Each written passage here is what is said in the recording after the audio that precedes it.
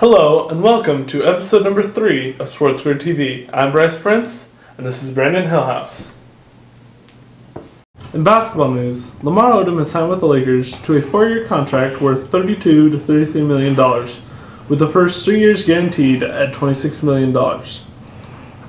This makes the Lakers the obvious favorite to win because Ron Artest gives the Lakers so much in every category, especially in the lockdown defense that he plays.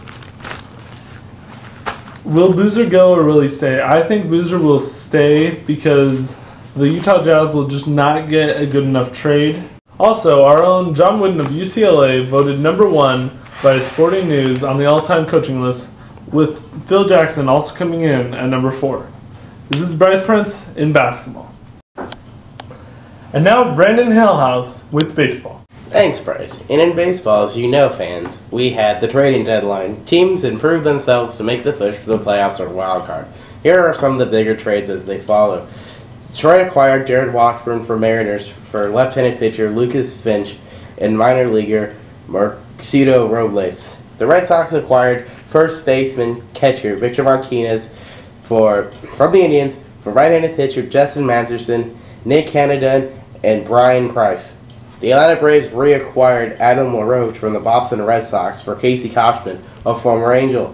The Cincinnati Reds acquired Scott Rowland from the Blue Jays for third baseman Edwin Encarnacion and right-handed pitchers Josh Renicky and Zach Stewart.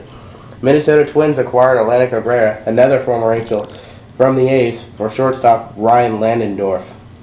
And probably one of the biggest deals of this offseason, Jake Peavy to the White Sox for left-handed pitcher Aaron Padilla, Clayton Richard, and right-handed pitchers Dexter Carter and Adam Russell. And smaller trades as follows. Colorado Rockies acquired Joe Bimel, former Dodger, from the Nationals for right-handed pitchers Ryan Matheson and Robinson Fabian. Florida Marlins acquired Nick Johnson from the Nationals for right-handed pitcher Aaron Thompson. The New York Yankees added depth yesterday with the acquire of Jerry Harrison Jr. from the Reds for catcher Chase Wems. The Milwaukee Brewers reacquired Claudio Vargas from the Dodgers for catcher Vinny Rotino. Now, the winners and losers from this deal. The Dodgers are obviously one of the top 3 winners, acquiring George Sherrill for 2 minor leaguers. The big winners have to be the Philadelphia Phillies, acquiring Cliff Lee for pretty much half of what the Toronto Blue Jays wanted. The Angels stayed pat in this trading deadline, failing to acquire Heath Bell and Roy Halladay. They were in the bidding for Cliff Lee, but nothing was worked out. Also, Halladay staying in Canada was probably one of the biggest non-deals made. Most of us thought he was going to be traded to either one of the LA teams or a lot of us had to go into Philly. In other news, we take a time to remember our all-time coaches. As Bryce mentioned in the last segment, John Wooden was the number 1 coach, but also our very own Joe Torre was number 38 on the list. Again, he won some championships with the Yankees. Also, back to the winners and losers of the trade deadline, we also have to put the Cardinals up there as well for acquiring Matt Holliday from the A's. And from the baseball desk, this is Brandon Hillhouse. And now we have Jacob Osborne on the phone to talk about football. Hello, this is Jacob Osborne here.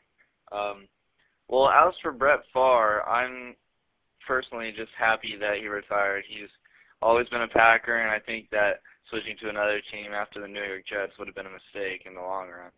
And he just said he couldn't do it, so don't make those old bones work if they can't. As for Michael Vick, now that's a different situation because there's a lot of contradicting evidence. He's signed up for help programs with dogs.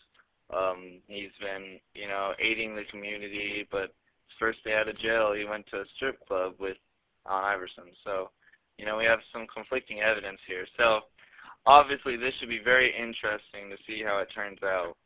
And, yeah, but I personally think that he will get signed in the NFL just because he's a player that you would want to. And basically, yeah, there's a few teams that could use him as, such as the Seahawks and probably the Vikings, too, since they lost Brett Favre. So it'll be interesting to see where he turns up. He's a great player, and it'll be interesting to watch him in the league. But as for his off-the-field activities, well, let's hope he shapes up. This is Jacob Osborne, and back to you guys. I always enjoy your opinion, Jacob. Thank you. This is the 3rd episode of Sports Grid TV.